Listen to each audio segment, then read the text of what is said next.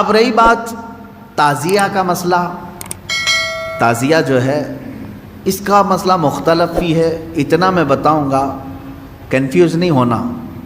تعزیہ کو شرائط کے ساتھ اگر بٹھایا جائے تو جائز ہے، لیکن وہ شرائط پورے کرتے نہیں لوگ، اور ہم نے اگر اتنا ہی شوشہ کھول دیا تو بڑے بڑے دروازے لوگ کھول دیں گے۔ بات صرف اتنی تھی تعزیہ کی، امام حسین کا جو روضہ ہے اس روضے کی شکل کی کوئی چیز بنا کر کے آپ نے رکھ دیا، تو کسی بھی بزرگ کے روضے کی شکل بنا کر کے رکھنا مستحسن ہے، کوئی حرام کام نہیں ہے، ناجائز نہیں ہے۔ جیسے ہم گنبد خضرا بناتے ہیں، خانہ کعبہ بناتے ہیں، ہوتا ہے گنبد خضرا جہاں ہوگا ہم تعظیم کے ساتھ دیکھتے ہیں، لیکن اس کے ساتھ اگر ایسے معاملات ہوں کہ اس کو لے کر کے سڑکوں پہ ہم گھومیں گے، ناچیں گے، اور پھر اس پر چڑھاوے کریں گے، پھر اس کے ساتھ اپنے عقیدے جوڑ لیں گے، تو یہاں سے شیطان پھر گمراہ کرنا شروع کرتا ہے۔ خیر یہ بات الگ ہے تعزیہ کا۔ رہی بات پنجے کا، پنجے کی جو لاجک ہے وہ نہیں سمجھ میں آئی، مجھے کوئی سمجھا دے۔ میں نے اس سے قبل بھی بہت پہلے ہی کہا تھا، میں خود اٹھاؤں گا۔ پنجے کی کیا خصوصیت ہے؟ اگر امام حسین شہید کربلا رضی اللہ تعالیٰ عنہ کے ہاتھ کا نشان لے کر کے کوئی اٹھا کر گھومتا ہے، میں تو کہوں گا ہاتھ کیوں اٹھاتے ہو؟ اس سے بہتر ہے کہ مولا حسین کا قدم اٹھا کر کے گھومیں، کیونکہ ہمارے لیے ان کے قدم تک پہنچنا بھی بہت دور کی بات ہے۔ قدم اٹھا کر کے کوئی گھومتا ہوا نہیں دکھا مجھے، کوئی تلوار اٹھا کر کے دکھا۔ تو اس میں ہاتھ کی کیا خصوصیت ہے یہ تو مجھے لاجک اب تک نہیں معلوم، بہرحال ایک ٹاپک الگ ہے۔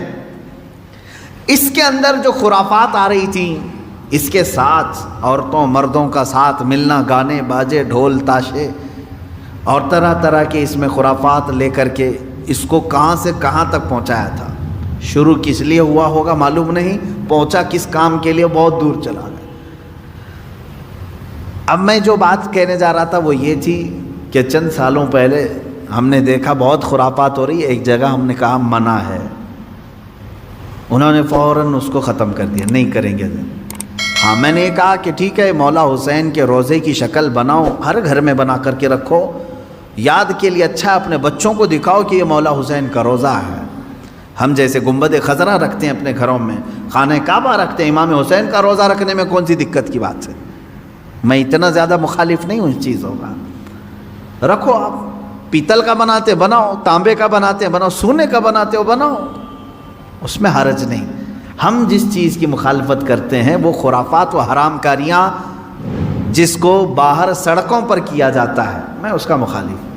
خیر بات آئی بند ہو گئی، لیکن ہوتا کیا تھا معلوم ہے؟ چند دنوں کے بعد دوسرا محرم آیا تو گھر والے کہتے ہیں کہ حضرت وہ تو بند ہیں لیکن بچے ویسے ہی ناچ رہے ہیں، ہاتھ ایسے لمبے کر کے خود پنجہ بن گئے ہیں اور ناچ رہے ہیں۔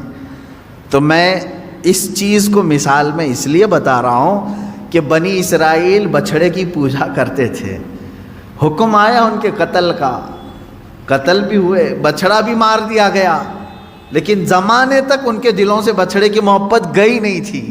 وہی ذکر آج کی آیت میں میں نے پڑھا ہے، اللہ فرماتا ہے ثم اتخذوا العجل من بعد ما جاءتهم البینات، پھر یہ بچھڑے کو ایسا لے کر کے بیٹھے رہے جبکہ ان کے سامنے کھلی ہوئی نشانیاں تھیں۔ وَأُشْرِبُوا فِي قُلُوبِهِمُ الْعِجْلَ، اللہ فرماتا ہے ان کے دلوں میں ایسا لگتا ہے بچڑا پلا دیا گیا ہے، پی گئے ہیں بچڑے کو، اتنی محبت تھی، جبکہ روشن آیتیں اور دلیلیں دیکھی۔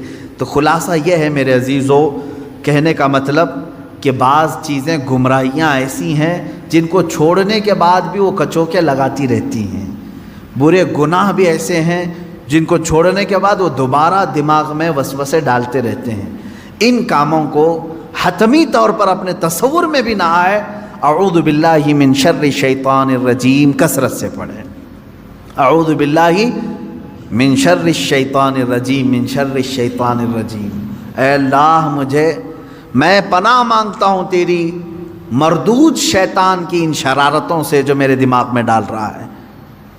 تو یہ اسی کی طرف سے ہوتی ہیں، وہ پرانے راستے پر لے جانا چاہتا ہے، گمراہی کی طرف لانا چاہتا ہے، وہ خرابیاں جن کو تم چھوڑ کر کے آئے ہو یاد دلاتا ہے ایک بار اور چلا جاؤ۔ اس کے لیے کثرت سے یہ پڑھا کریں، جب جب ایسا وسوسہ آئے کہیں اعوذ باللہ من شر الشیطان الرجیم۔